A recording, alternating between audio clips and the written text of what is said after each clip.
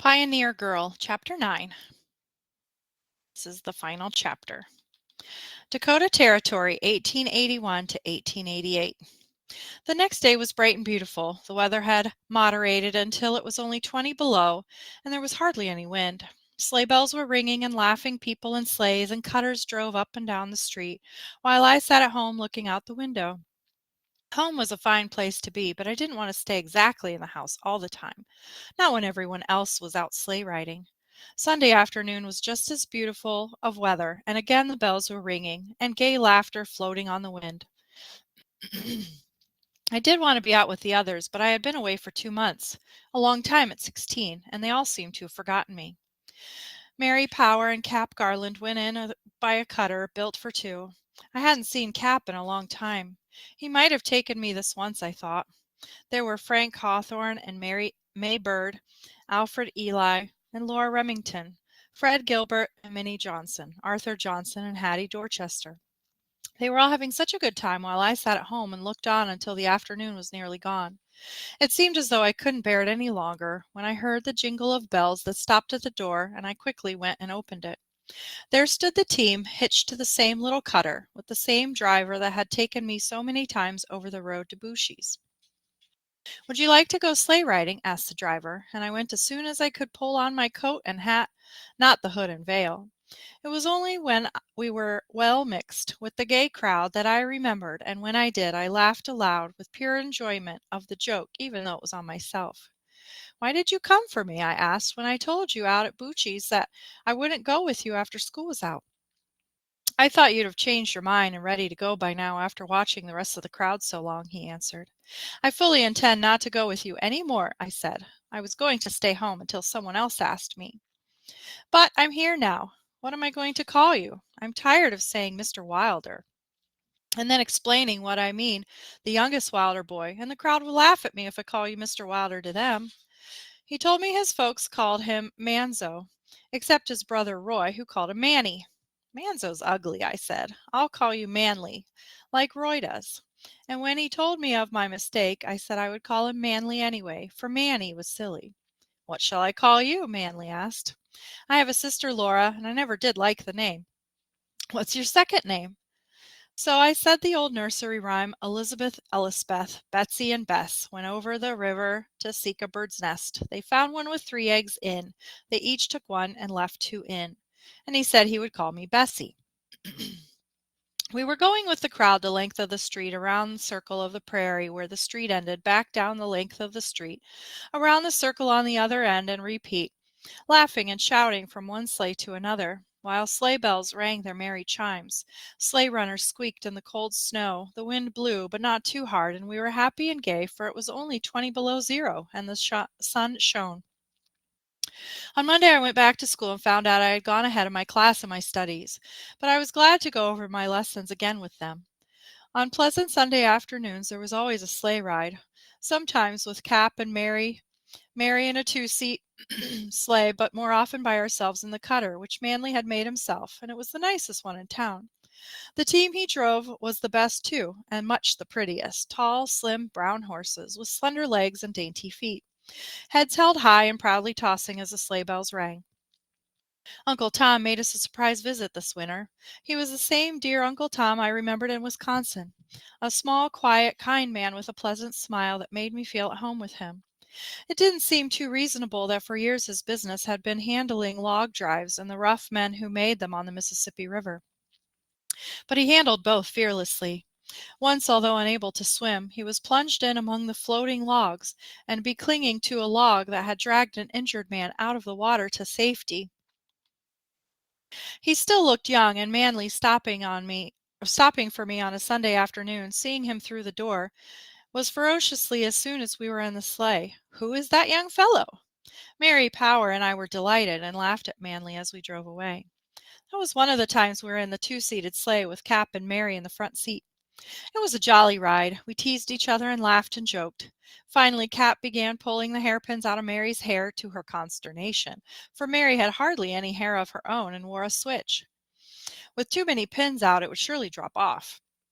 When Mary could not stop him and I saw what was going to happen, I picked up a hard piece of snow that landed in the sleigh from the horse's flying feet and threw it past Cap's shoulder, hitting one of the horses. Then both Cap's hands were needed on the reins, and he had something to think about besides hairpins. When I came back from Bucci's, I had a rather hoped to leave Manly and go with Cap. But when one day Cap drove up to the door and asked me to go sleigh riding, I discovered that I didn't want to make the change. So I told him I would go if he would take Mary too, and he did, and that was that. Then Arthur Johnson took me home from church one night when Manly was not there, and I found I didn't want to go with him either. So I kept on going with Manly, and people began to take it seriously. Rebecca Newhall told me at school one day that her mother said I'd marry Wilder yet, for he meant business. No old bachelor would go with a young girl like that unless he did. Becky Newhall's father kept the first leghorn hens I ever saw. They were so small that a merchant objected to their size in buying them. Mr. Newhall answered in his whining voice, I know they are small, but they lay so many of them. The teachers at school was a man named Seeley. He was a very good teacher, but made one feel he was not quite clean. It was a habit of his to chew on the end of his pointer as he sat listening to recitations. At intervals, as he felt the urge, he would run the pointer inside his collar and down, sometimes almost its length, to scratch its back, then withdraw it and resume chewing the point. We girls grew more and more disgusted until one of us proposed that we doctor the pointer. So one day we came back early in the afternoon, each bringing something unpleasant to the taste. My contribution was cayenne pepper. We put all these things into a little kettle of water kept on the heating stove, stirred up the fire, then held one end of the pointer in the mess and boiled it. We had it dried off and back in its place, the kettle emptied and refilled with clear water when Mr. Seeley came. It was not long before he put the end of the pointer in his mouth, rolling it around his mouth and chewing it. He took it out of his mouth quickly, spat on the floor, and looked at the point. Then he touched it experimentally with his tongue, looked up quickly at me where I innocently was diagramming a sentence on the blackboard, spat again, and laid the pointer down.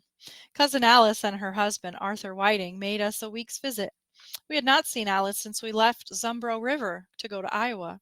She was so much as she used to be, like Mary, very quiet and somber. Arthur was very pleasant. Alice and Ella had married brothers Arthur and Lai Whiting. They lived near Mitchell, 60 miles south of De Smet. We were having good reports on Mary. She had been very happy in her college life ever since she had gone there. She could write very well in the usual way and also in Braille, a system of writing, through a slat or frame divided into squares, by making raised dots in different orders in the squares with a stylus. This writing the blind read with their fingers as they do the raised print of their books. Ma and I were busy after school and Saturdays now making some new clothes to send her, and a Mrs. McKee, wife of a man who ran the lumber yard, was helping us. Mrs. McKee did a great deal of sewing for other people, and I often helped her, so that we got to be very good friends. Mr. McKee had taken a homestead near Manchester, the next town west, and by spring the family must go to live on it or they would lose it. A family must not be away from their homestead for more than 6 months, or they could not get the deed from the government.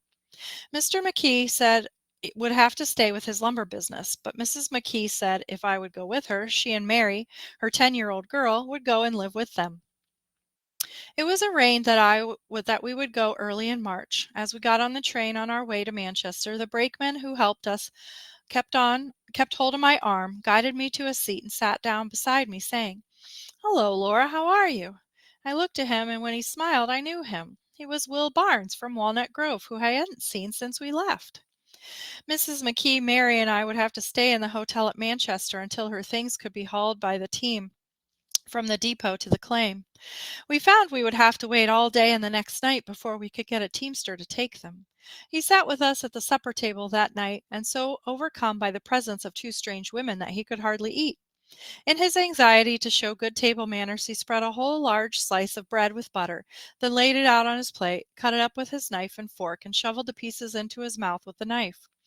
As he worried at it, his plate nearly worked nearer and nearer to the edge of the table, and while I was torn with a desire to warn him, it overbalanced as, with both elbows up, he cut down on the bread and the plate, and the bread fell into his lap. To say that his face was crimson doesn't tell it, and knowing just how he felt, I suffered with him. But Mrs. McKee, Mary, and I laughed about as long as I stayed with them. In the morning we were wakened by the hotel keeper and his wife quarreling, but this time it was the man whose voice I heard. "I will not get up and build a fire," he said. "Do it yourself. You're just like your danged old mother, and I'll not wait on you." We rode out on a load of household goods and had an anxious time crossing a large slough on the ground. For the ground in the sloughs was still soft from melting snow and the spring rain. But the teamster handled his horses better than he did his knife and fork, and we came safely through.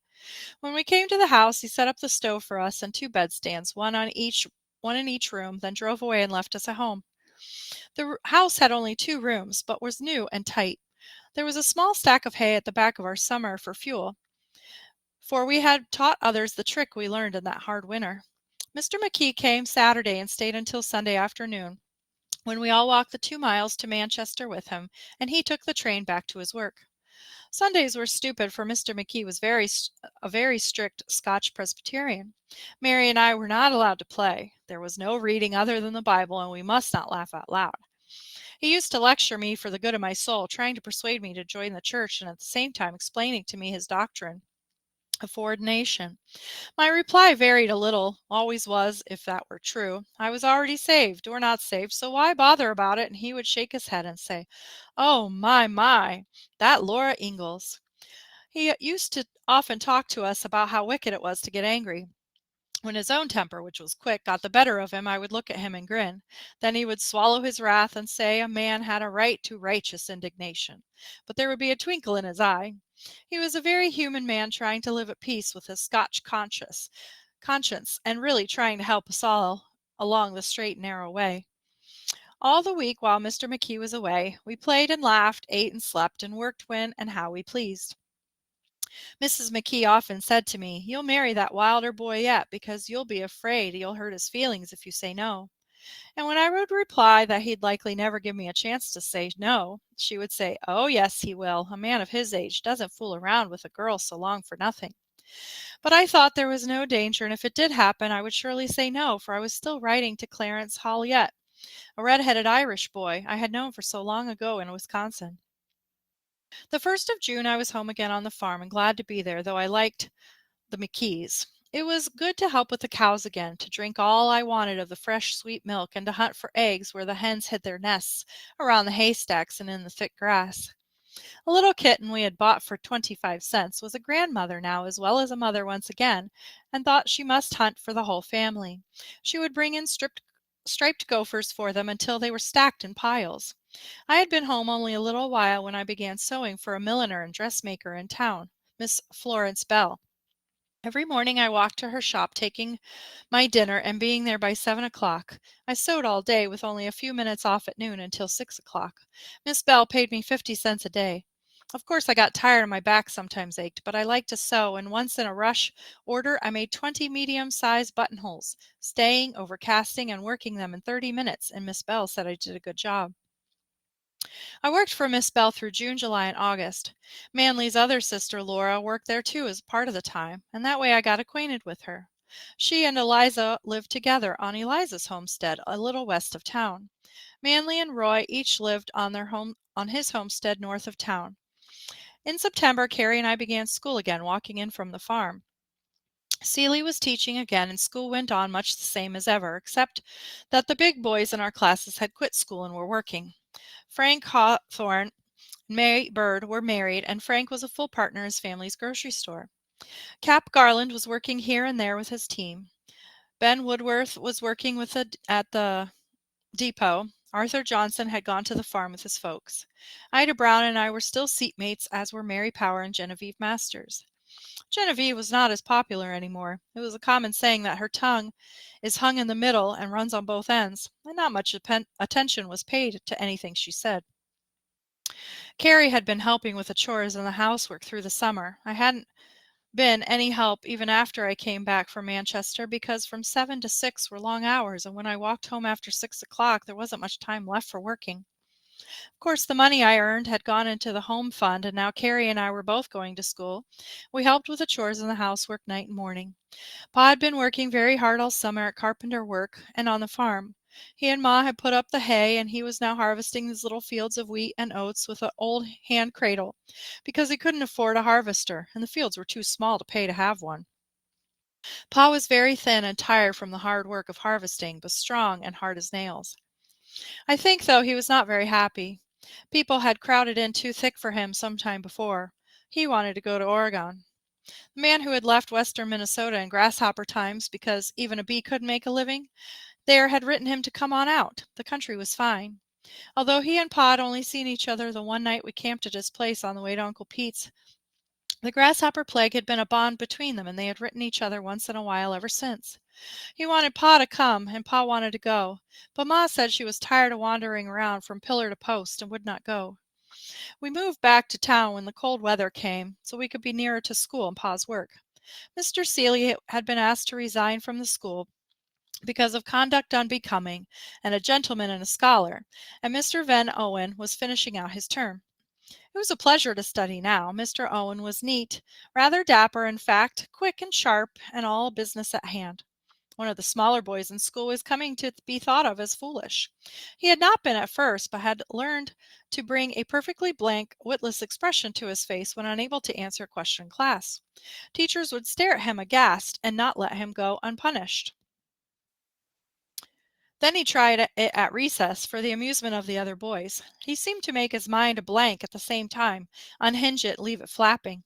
At last he was in such a condition that he actually was becoming foolish. He was falling behind in his studies, and the other children were beginning to call him a fool. The first time Will Bennet became a blank before Mr. Owen, he looked at him curiously and let it pass. The second time it happened, Mr. Owen took his flat ruler from his desk and said, "Will, you come with me?" and walked out into the entry, Will following. Then we heard shrieks from the entry, and soon they came back. Will sat down in his seat very carefully. The next day the scene was gone through again, but that was the last time. After that, Mr. Owen had only to look at Will, and the blank look would disappear before it quite arrived. Will kept control of his face, and his mind recovered almost at the same time. He became an ordinarily bright boy. Charlie Power, Mary's younger brother, had to yet try out the new teacher. Charlie was a black-haired, droll Irish boy who could keep a perfectly straight face while making others rock with mirth. He bent a pin and put it on his own seat. When school was called, he sat lightly on the pin and leapt wildly, clear off the floor with a yelp. His yell and his leap were so comical that the whole school shrieked with laughter. Mr. Owen said quietly, "Come here, Charlie," and when he came, Charlie was laid neatly across Mr. Owen's knee, and the ruler applied where the pin had failed to stick. That night Pa said to Charlie, "I hear you got a whipping for sitting on a pin."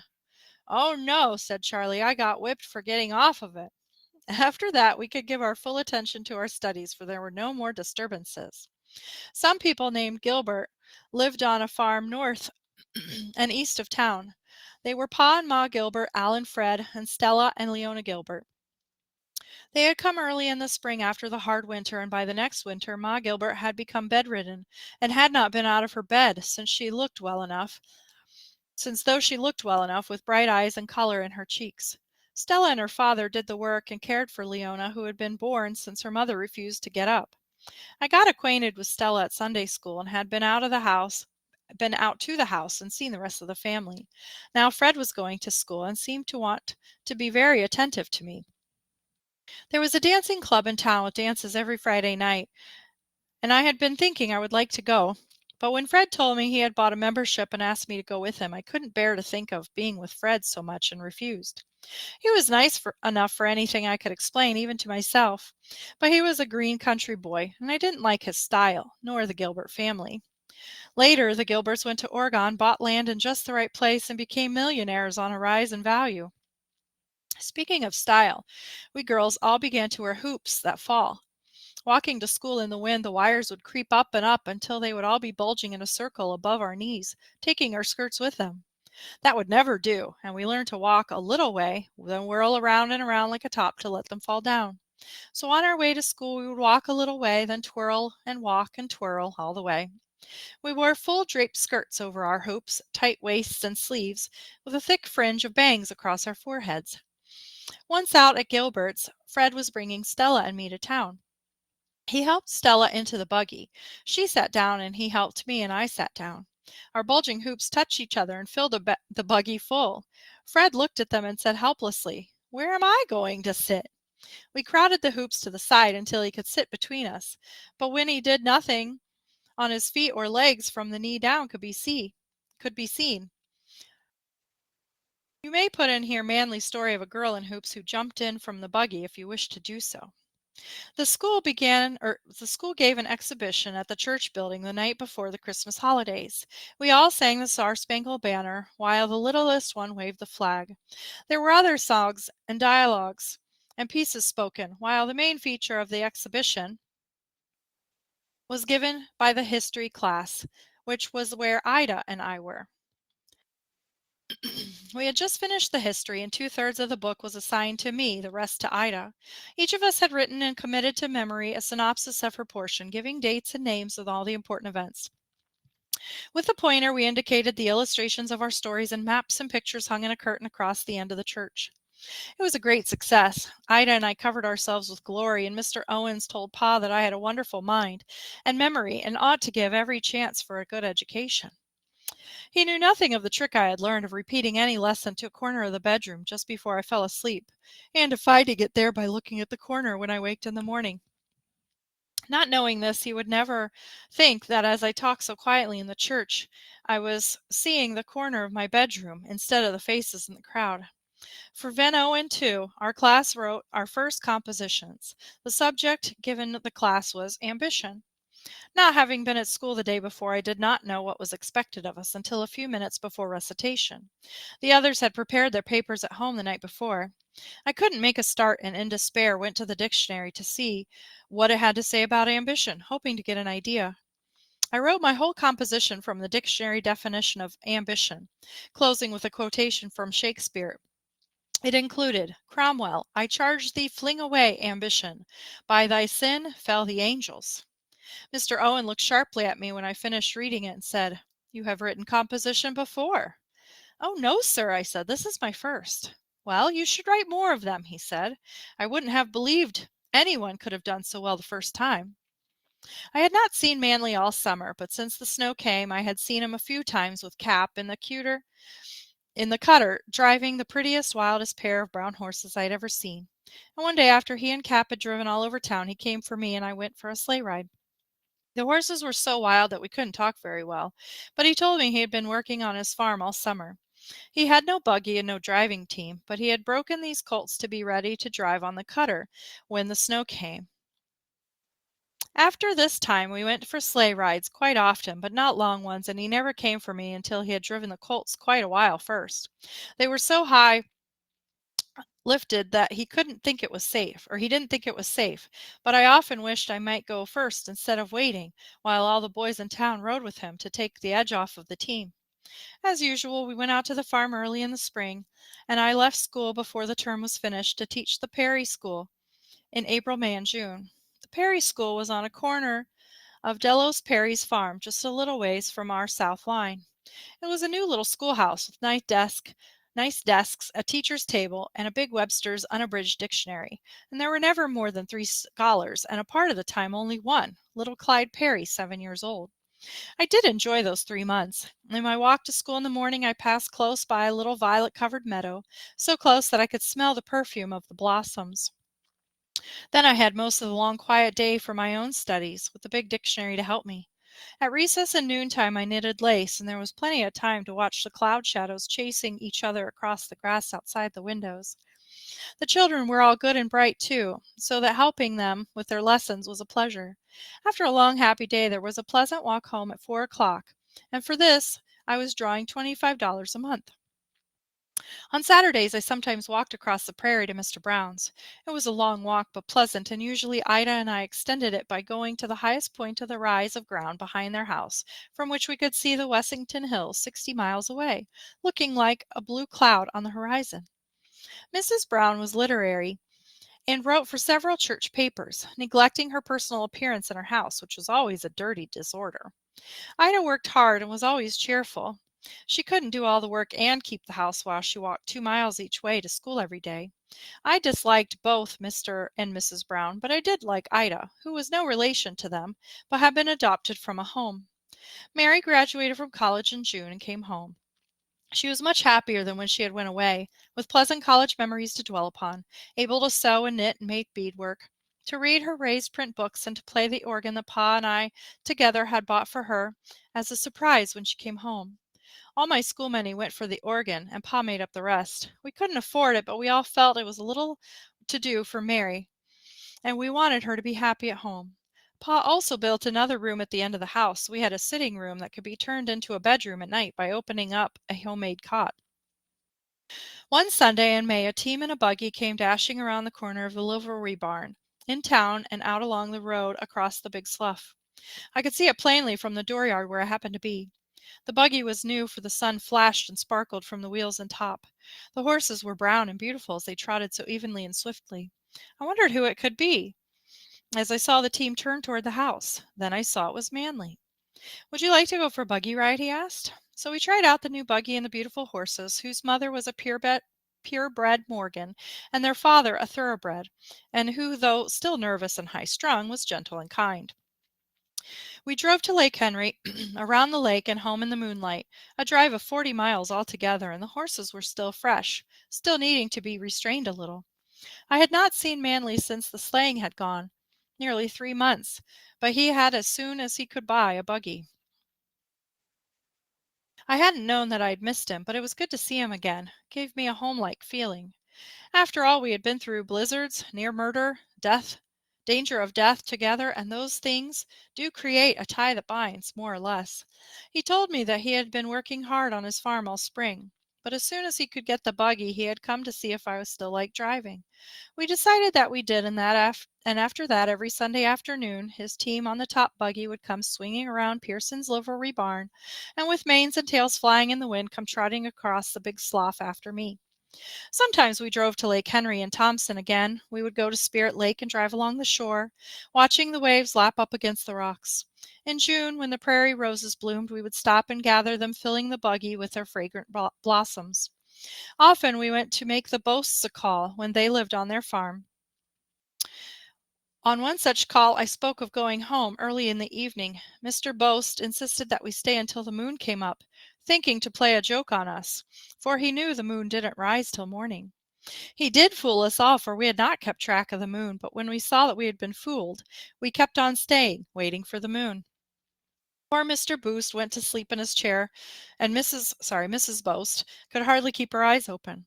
We thought the joke was on Mr. Boast when the moon came up at 2 a.m. and we went home. We did drive home quickly and as quietly as possible up to the door. A light was burning in the sitting room. I slipped in quietly and blew it out, hoping to go to bed without waking anyone, but Ma's voice said, "What time is it, Laura?" "Oh, I didn't look at the clock," I replied. "We stayed too long at Boast's," I added, and no more was said. That spring I bought from Miss Bell a sage green rough straw poke bonnet lined with shired silk, blue, the color of my eyes. With the hat I wore a brown silk, open work dress, a present from the friends in Chicago.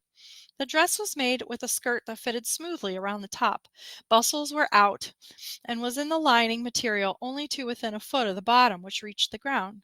The last 12 inches was covered with a flounce of material. Where it was sewed to the skirt, the seam was covered with a strip of plain brown silk, an inch wide, and a bottom of the flounce was bound with an inch wide of the same silk. The skirt was gored so at the bottom would go over my hoops. With the skirt was a polonaise, fitting tightly at the waist, smoothly over the hips, and buttoned all down the front with brown silk buttons. The polonaise was bound at the bottom with a band of the plain brown silk and reached to the flounce of the underskirt. The sleeves fitted my arms easily. They were smooth and long, with a narrow strip of plain brown silk at the wrists. The neck was high, with a smooth band of plain silk around the throat. Over the neckband I wore a blue ribbon, matching the hat trim, about 2 inches wide, pinned together at the throat with Ma's pearl bar pin. The ends of the ribbon fell to my waist. Hoops had been improved. There were now tapes across the front almost to the knees, letting the dress lay close in front. There was a wire bustle attached at the back and a tape fastened to it by one end of each side. If a bustle was wanted, these tapes were buckled together at the back underneath the hustle, the size of the hustle being regulated by how tightly the tapes were drawn. If no bustle was wanted, the tapes were buckled together tightly in the front, holding the wires of the bustle tight and smooth against the back. The hoops were a great nuisance, though, Ma said. They were not nearly so large as the ones she used to wear. I had begun wearing corsets the first spring we were in De Smet, but I refused to wear them at any time except when I was dressed up, and would never wear them as tight as the other girls did, or as Ma thought I ought to, if I were to have a pretty waist. Pa could span her waist with his hands when they were married, she said, and when I said I did not want anyone's hands around my waist, she shook her head at the girls of today, but let me do as I pleased. Of course, I wore my brown silk dress, hoops and corsets, sage green bonnet, and all on Sunday afternoons. I always tied the bustle down tight and smooth. My stockings were white cotton, open work, and my shoes were black and high buttoned. Our usual Sunday afternoon drive was around 40 miles. We had the top of the buggy up to shade us from the sun or shelter us from the rain if a shower would come up. And when it rained, we buttoned up the side curtains, fastened the rubber lab rope to the dashboard, drew it over our laps, buttoned it to the ends of the seat, and rode all snug and dry. When the sun set, we put the top down so that the beautiful moon-drenched or star-spangled sky was directly over our heads. The sunset was gorgeous. The sunsets were gorgeous, flaming spectacles. The night winds were soft and sweet. Little animals scurried across the road ahead of us. Now and then a night bird called, and once two little black and white spotted skunks played alongside the buggy as we drove slowly. Sometimes we drove over to Gilbert's and took Stella with us.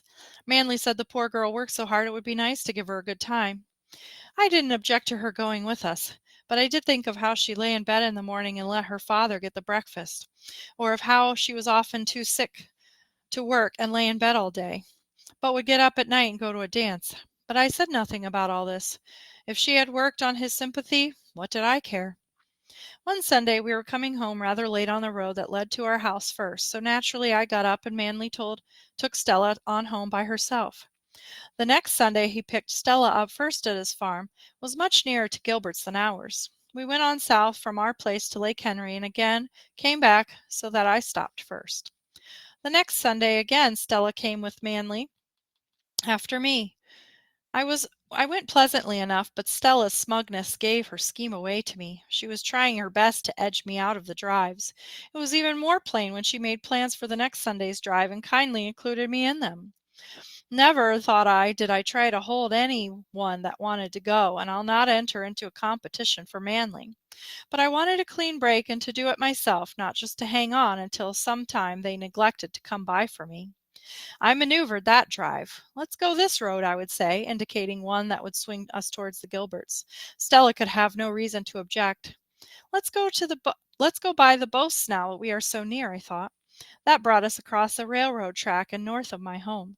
I suggested one more turn and then we were nearer Gilbert's than my home, and so we went that way and left Stella. The ride home from there was quiet. Manly got out of the buggy and helped me down. As we stood there, Manly said, "Well, I suppose we'll all go next Sunday?" "No," I answered, "we will not all go. If you want Stella, take her. You need not think you have to come by for me. Good night," and I went in and shut the door. I had cause for speculation as to the outcome next Sunday afternoon when it came, but promptly at 2 o'clock the brown horses came dashing around the corner by the livery barn, and Manly alone in the buggy, and we did not go for Stella, nor was she mentioned on that afternoon. Neither was she included in any more of our drives. Well, anyway, it was much more comfortable on hot summer days with only two in the seat. We took Mary for a short drive once in a while, but she did not care to go far. Manly sold his beautiful, gentle team in July and bought another. One of the team was a large, rangy brown horse with white spots on his sides, and one on his neck, which in connection, with a waving white streak in his mane, to form the tail, resembled a rooster, with the use of only a little imagination.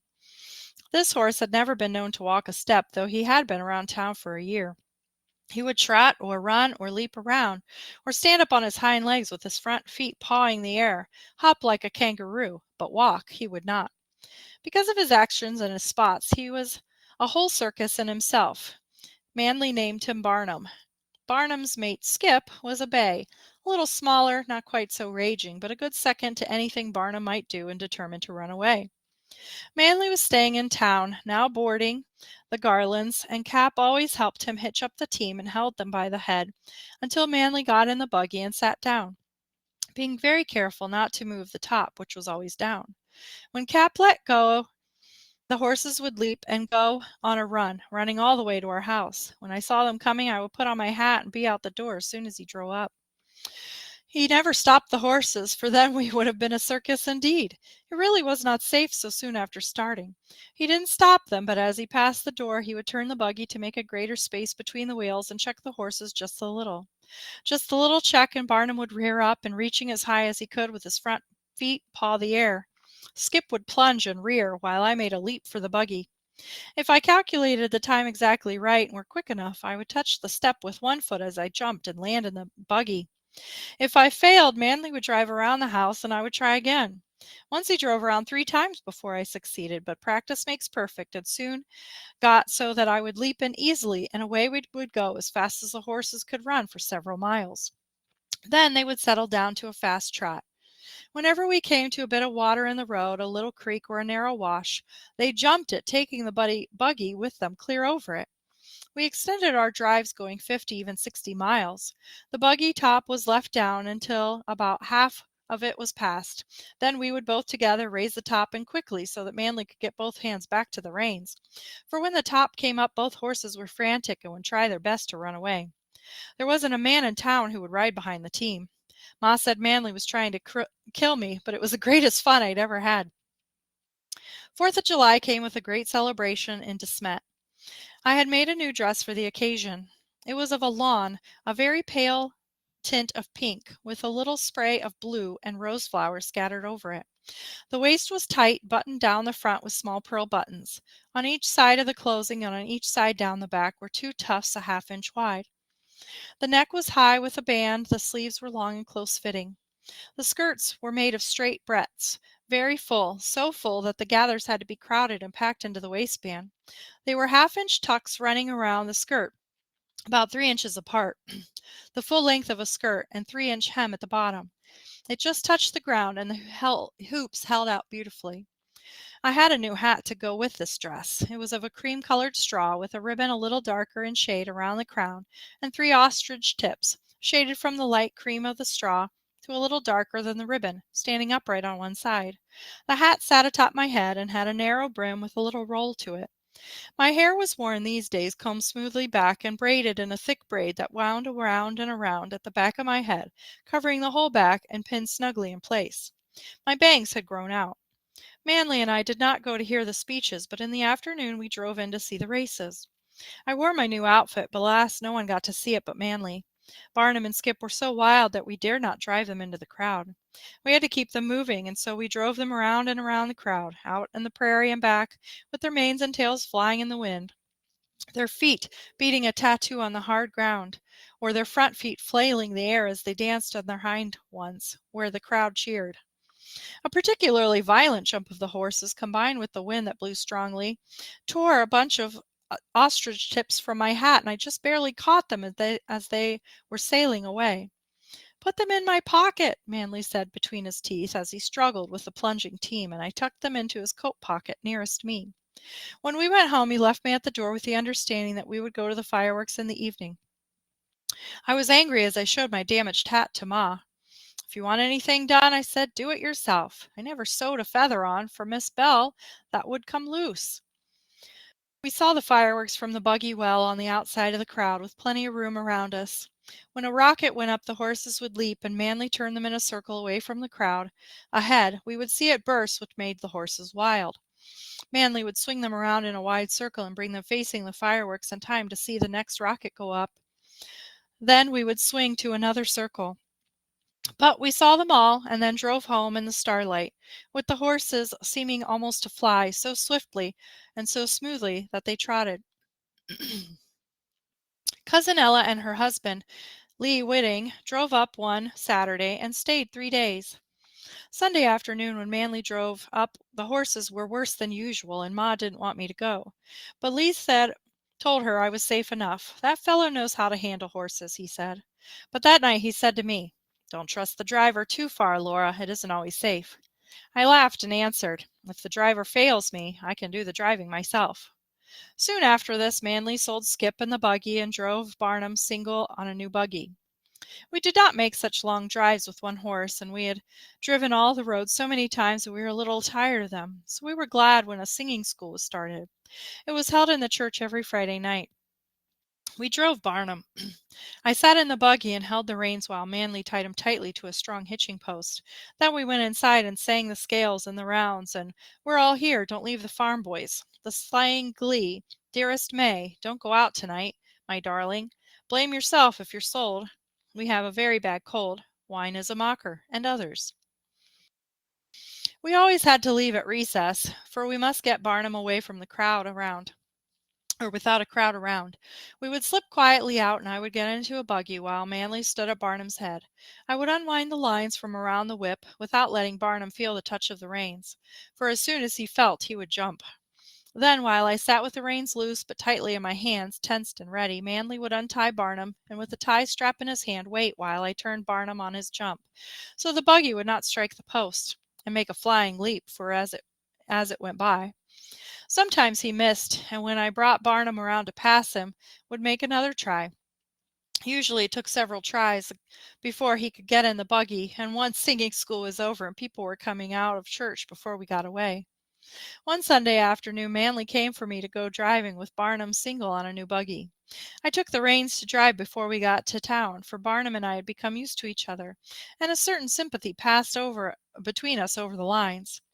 He had been acting in his usual manner, but I had driven him only a little ways when he himself dropped to a walk. I hardly dared breathe, and I kept trying to feel quiet and cool, so it would get to him over the lines. He was nervous, and I felt his impulse now and then to jump and make a dash, but still he walked with no pulling of the reins, only a firm hold. And that way I drove him the whole length of Main Street, with everyone in sight stop and stare at Barnum and me.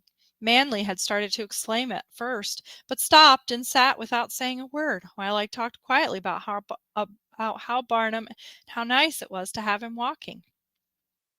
Going home in the twilight, Barnum walked for Manly, and he had time to ask me how I liked the new buggy. I said I liked it, but the back of the seat was not quite so high as in the old buggy. Then he laid his arm across the top of the back of the seat behind my shoulders and asked if that was better. I shrugged my shoulders and said I didn't think that it was any improvement, and "You'd better," I said, "tend to your driving," for Barnum jumped. He took away his arm suddenly. Shortly after that, Manly sold Barnum and got a quiet team that he could hitch and stay for supper for the evening at times. And when we went anywhere, we could stay until other people left if we wanted to. We went one night to an Aid Society ice cream social at the church, but it was stupid and we left early, going the long way around the big slough home. There was wind enough so the mosquitoes didn't bother us, and we drove quietly under the stars. Manly was very quiet. His horse's feet beat rhythmically on the hard prairie road, while I sang softly, in the starlight, at the daylight's dewy close, when the nightingale is singing his last love song to the rose. In a calm, clear night of summer, when the breezes gently play, in the starlight, let us softly steal away. Where the silver waters murmur but a margin of the sea, in the starlight, let us wander gay and free. In the starlight, we will wander. In the starlight, we will wander gay and free. When I stopped singing, the horses also were stepping slowly and softly, and there was a silence under the stars. Manly was so still, I wondered if he had dropped asleep. "Penny for your thoughts," I said. "I was wondering if you wanted an engagement ring," he answered. I gave a startled gasp. "That would depend," I said, "on who's offering it to me." "Would you take it from me?" he asked, and I said yes. Then we drove on in more silence until I got to the door.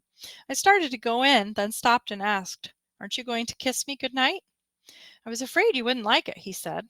Then he kissed me good night and I went to the house, not quite sure if I was engaged to Manly or the starlight and the prairie.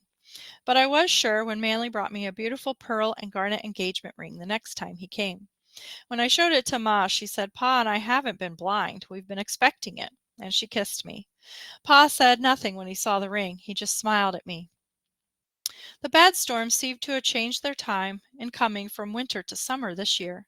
Early in the spring, as Pa walked across the prairie, he saw what looked like a ball of fire, as large as a wagon wheel, inside a cloud whirling about the ground behind him. As he watched it swing from one side and move off sight across the bare prairie, Pa said it was electricity. All summer there had been terrible storms of thunder and lightning. We often saw funnel-shaped clouds dip toward the ground and rise, dip and rise, as the body of the cloud rolled by. There were terrible windstorms, and often Pa would wake us in the night and send us down in the cellar, while he prowled around outside watching the clouds, ready to drop down into the cellar himself if a cyclone came by. One Sunday afternoon there was such a bad storm that Manly did not drive out, but sat with Cap Garland in their room upstairs and watched the Catholic Church lifted from its foundation and set down on one side with a smash, while several dwelling houses were twisted around. We were all watching the storm when Pa shouted to run down to the cellar. We thought all of De Smet was blowing away and we ran. But the bad part of the storm did not hit our place, though the cottonwood trees that had grown tall and beautiful around the house were blown nearly flat to the ground. One night, after an unusually hot day, a storm was coming up, and we did not go to bed when bedtime came, but watched the storm to see if it was going to be a cyclone. The black clouds rolled and tumbled, showing plainly as the lightning played over and through them, while the thunder pealed and crashed. The cloud seemed coming directly over us, and the wind blew harder and harder, while the cottonwood trees around the house thrashed wildly, bending almost to the ground. Pa said to go to the cellar, and they all went but me. I didn't like to go and sit in the cellar, and I wanted to see the storm too. I thought I could get down as quick as Pa could, and I proved it. When a dull roaring filled the air, I dashed for the cellar, and Pa was just behind me. And in the cellar we all cowered on the floor in a corner while we heard the awful roaring pass over our heads and on. In a few minutes the rain fell in torrents, and Pa went upstairs saying the danger was over when the rain came. In a few minutes we all followed him and went to bed.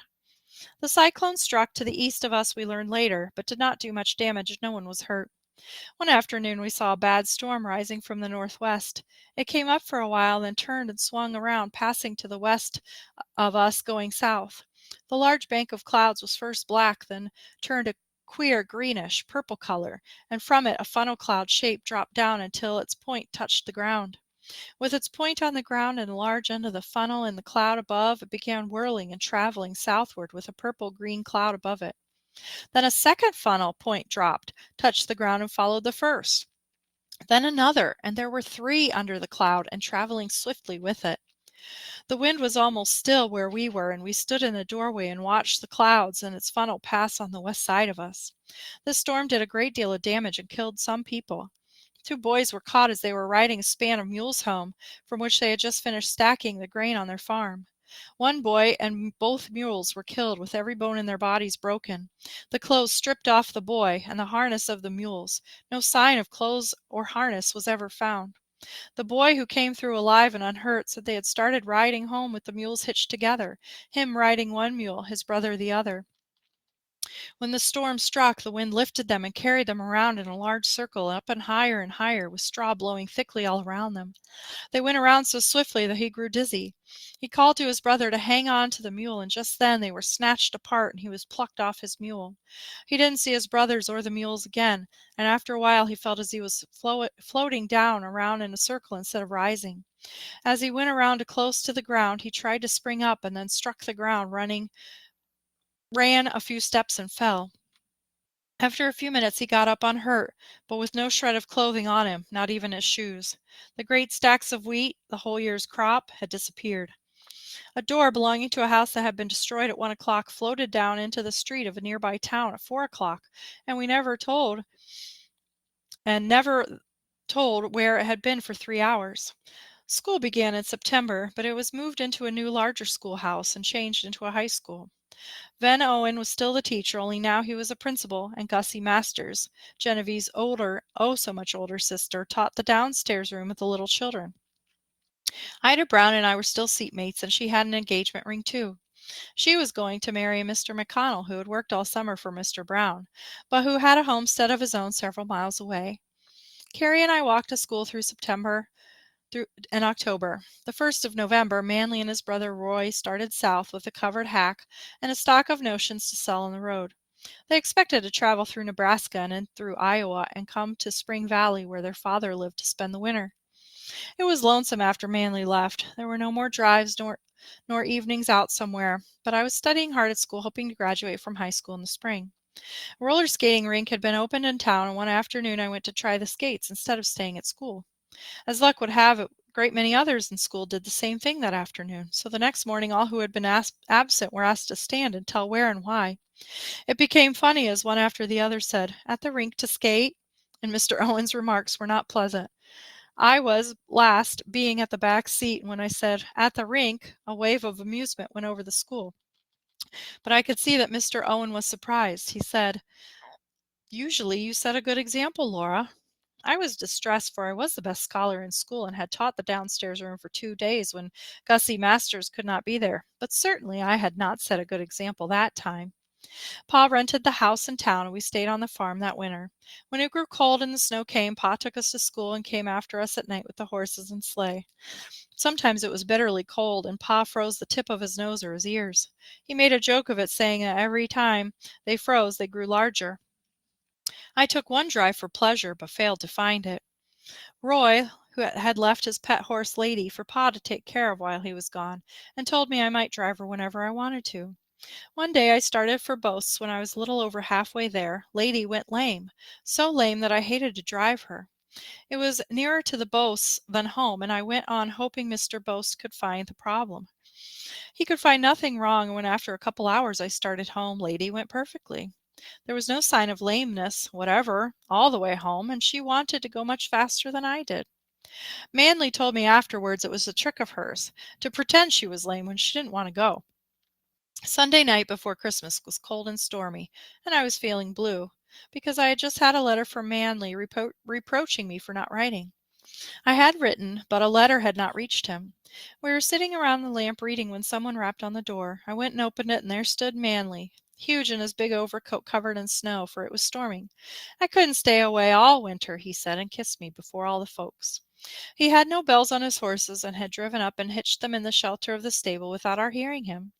He had brought me a very pretty gold bar pin for Christmas. The rest of the winter went swiftly. We had a few sleigh rides, over to see Stella sometimes, and down to the Boasts, but Sunday evening we spent by the fire in the sitting room. The folks left us alone about 9 o'clock, but we knew that Manly was expected to leave when the clock struck 11. He always did, except one stormy night, when he stopped the clock just before it struck and started it again when his watch said 12, so that it struck 11 just as he left. I hastily pushed the hands ahead to nearly 12, blew out the lamp, and went to bed in the dark. Manly and Roy were batching together in the harness room of the new barn near the schoolhouse, and after Pa left Carrie and me at school, he would drive his horses into the shed there, blanket them, and go warm himself, sometimes eat buckwheat cakes with Manly and Roy at their breakfast. He did not freeze himself any more because he had got so thoroughly warm before he drove home. We only had a few bad storms during the winter, and when a blizzard was blowing in the morning, we stayed home.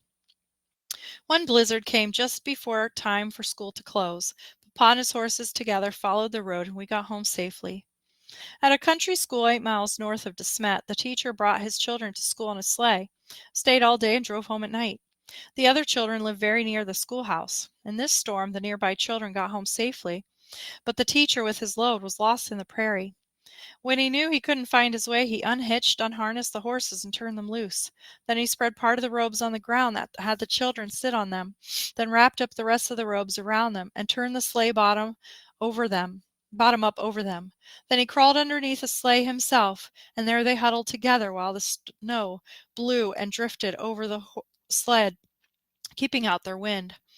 Their bodies warmed the air in their little cave, and they all survived the storm. No one was frozen except the teacher, whose hands and feet were frozen, but not badly. The horses found shelter beside a haystack several miles away and came through safely, too. No, sir, the storms are not what they used to be, now in the hard winter. As spring drew nearer, I talked to Mr. Owen about graduating. He said he would have no graduation exercises that spring. The class was not ready, as I was the only one who could pass the examination. I was very much disappointed, but didn't fuss. Instead, I took the teacher's examination, and having secured my second-grade certificate with honorable mention, I applied for the Wilkins School northwest of school, and being elected, signed the contract to teach a 3-month school beginning the 1st of April for $30 a month. This made it necessary that I leave school before the term finished. On my last day of school on my way home and carrying out my books, I stopped to say goodbye to Van Owen. He wished me good luck with the school, and then I told him that this was good bye to him as a teacher, for I would be married in the fall and would not be coming back to school any more. When he understood, the tears came in his eyes, and he begged me to give up teaching that spring and finish the term. He said he had not been fair to me to hold me back for the rest of the class as he had done all winter, and if I would stay he would graduate me from high school by myself, that we still had time and I could do it. I told him it was too late, that there was not time for the Wilkinses school to find another teacher. I had signed the contract, and school began next Monday. Florence Wilkins was one of my students. She had hoped to teach the school herself, but failed to get her certificate. She lived with her father, mother, little sister, married brother and his wife, and a baby within a few rods of the schoolhouse where I was to teach.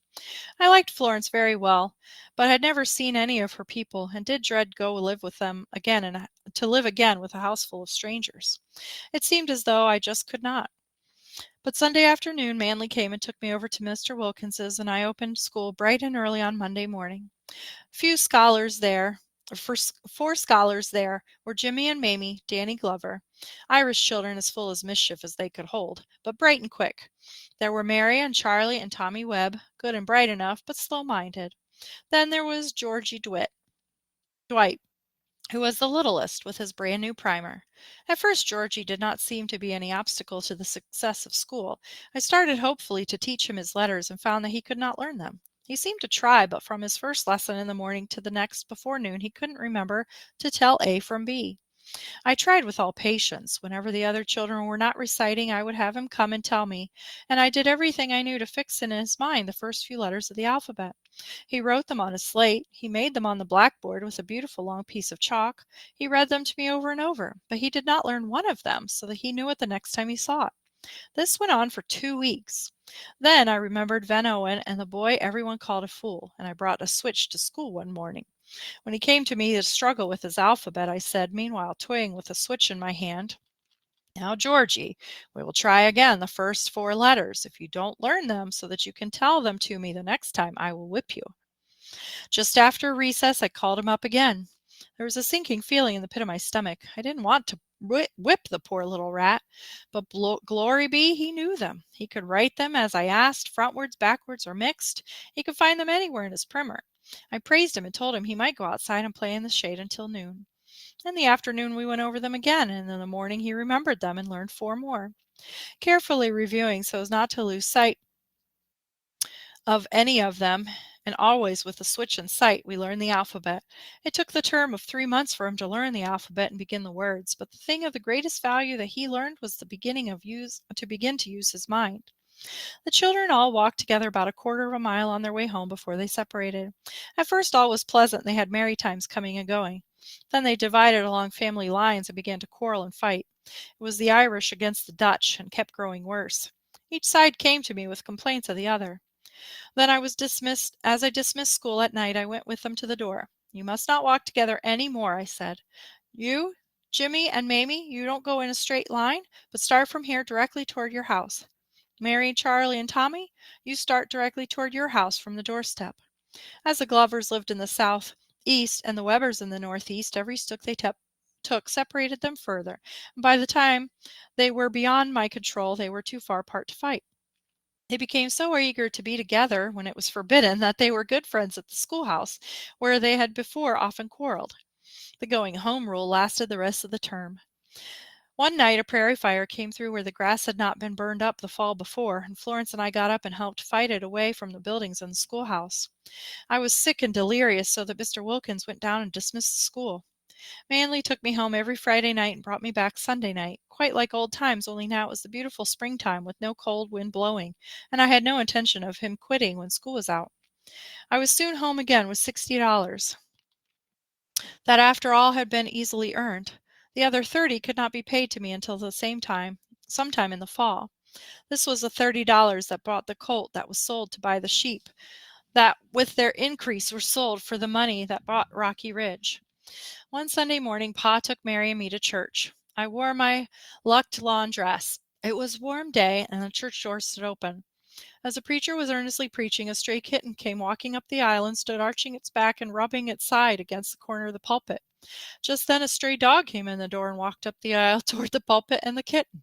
The kitten's tail grew large, the hair on its back stood up, and spitting it disappeared, while the little dog went hunting it. While the dog was still hunting, I felt a gentle swaying of my hoop skirt, and looking down saw the tip of the kitten's tail disappear under the hem of my dress. It had taken refuge under my skirts and was climbing up my hoops on the inside like a monkey on the bars of a cage. I had a sudden vision of a dog discovering the kitten and what consequences might be, so that I shook with silent laughter. Mary, who had missed it all, punched me with her elbow and whispered savagely, "Behave yourself," which didn't help me any. When it was time to go, the kitten had disappeared once more, and outside I found Manly waiting to drive me home to dinner. He had been very busy all summer putting on his crops and building a house on the tree claim. He had already proved up to his homestead, so we did not have to live there, and he thought it would be a pleasant place to live among the trees on the 10 acres he had planted and must cultivate to get the title to the 160 acres he had filed on as a tree claim. The two claims gave him 320 acres of land. The house was nearly done, and this Sunday he told me that his sister Eliza and his mother were planning a big wedding for us in the church. That he had not been able to persuade them out of the idea unless we were married before fall, they would be out and surely have their way. Manly didn't want that kind of a wedding. He said he could not afford what it cost him. I knew Pa couldn't afford to give me the kind of wedding either, so I agreed that as soon as the house could be finished, we would drive quietly to Mr. Brown's and be married. Ma and I made my wedding dress of black cashmere, a tight-fitting basque, pointed at the bottom, front, and back, lined and boned with a high collar, and plain sleeves rather full at the top, also lined. There was also a shirring around the front of each armhole, making a fullness over the breast that was taken up by darts below, and it was buttoned straight down the front with imitation jet buttons. The skirt was long, just escaping the floor as I stood straight. It was plain at the top, but gored so that it was full at the bottom. It was lined through with a cambric dress lining and interlined with crinoline from the bottom up to as high as my knees. You know the dress. It was still my best dress when we came to Missouri. I had besides a black and fawn color striped silk dress, a present from the Chicago friends. It was made very plainly, with a gored skirt and polonaise, without any trimming whatsoever. My brown open work silk dress and my tucked lawn were still good.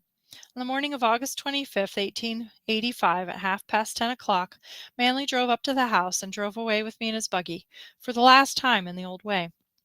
We were at Mr. Brown's at 11 and were married at once with Ida Brown and Elmer McConnell as witnesses. Mr. Brown had promised me not to use the word obey in the ceremony, and he kept his word. At 11:30, we left Mr. Brown's and drove home to dinner, which Ma had ready and waiting for us.